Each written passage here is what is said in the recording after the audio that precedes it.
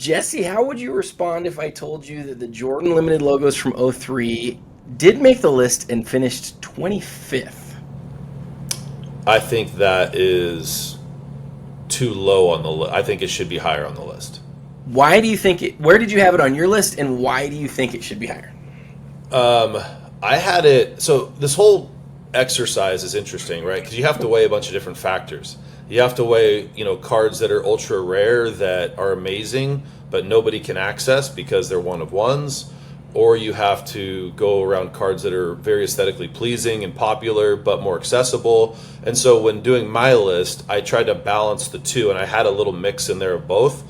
And I put the Limited Logos Jordan actually at number 5, which is probably higher than most. But first year Exquisite, I know I've beaten this like a dead horse. It's, I think, the most important product run ever made in our market. And '03 is the first year, and Limited Logos is the highest numbered insert where you have one of all the players, and so that is the most accessible. So sorry, I guess there's the autograph patches, but Sure. the out of 100. But the Limited Logos is the biggest patch window, right? It's the most aesthetically pleasing. It's game use. It's an amazing card, and I think the quality of patches you get out of it, right? Because now collectors are getting so critical of patches. They're getting so critical of autographs, right? I just think that card has all the pieces in play for it to be an uber popular, highly collectible card that, when, like I said, it's not a 101. I know there's 101s that are, I've ranked some 101s higher, some other cards higher, and some 101s lower than it. But I just think when you put all the factors together, that is a really important card, very collectible card. And you still, for there being 75 of them, it's kind of similar to a PMG Red. You just don't see them transact very often.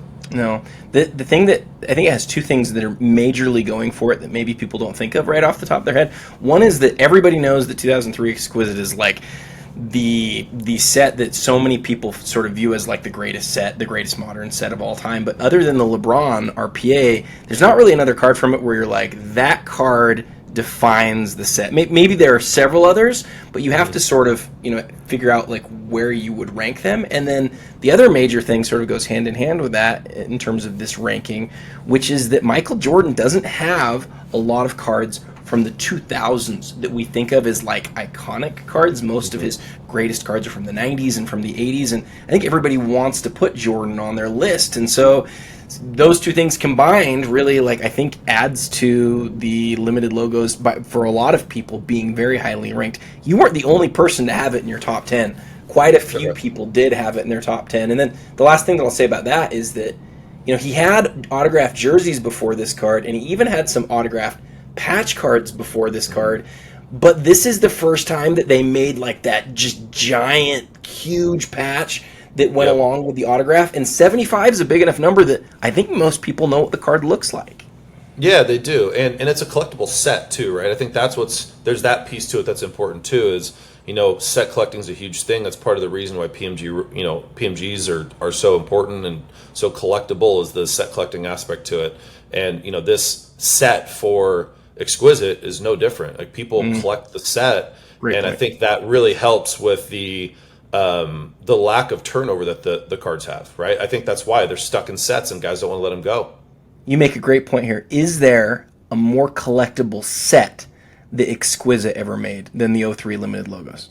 No, I mean, even I forgot about the autographs patches for a second, because it's not as aesthetically pleasing, not as popular. Even though it's out of 100, it's still a patch auto, but it's horizontal. So for me, I think it's the most collectible insert and set. It's got all the factors going for it. It's a beautiful card, huge patch window, great spot for the autograph, and there's 75 of them. So it is achievable and collectible, and I think that's also an important factor for it too.